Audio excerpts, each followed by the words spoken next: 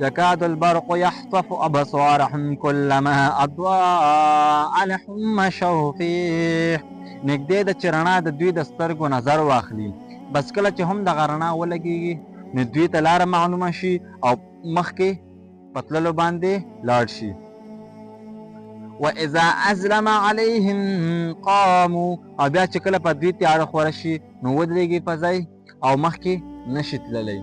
یعنې دې کې صرف د الله تعالی مثال ورکوي د منافقانو، یعنې کله چې دوی ته په اسلام کې ګټه ورته معلومه شي نو بس دوی راشي اسلام ته هغه لږ شانته رڼا ورته معلومه شي، او دوی چې کله د بیا په مصیبت راشي تکلیف راشي د الله د طرفه بس دوی په ځای باندې ودرېږي او مخکې نشي تللی. نو موږ ته الله وایي چې که مصیبت وي که تکلیف وي دا هر څه د الله د طرفه دي، نو موږ ته باید په هغې باندې صبر پکار دی او موږ باید په هغې صبر وکړو.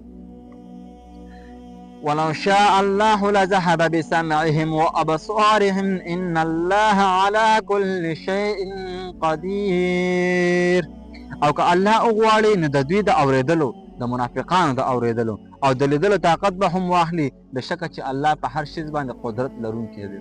نو دا هغه خبره ده چې کله منافقانو ته د اسلام نه ګټه ورته وي نو بس بیا اسلام ته لاړ شي، او کله چې د خپلو سردارانو شیطانانو نه ورته لالچ معلوم شي بس بیا اخوا لاړ شي، فایده خو په هغوی کې نشته دی.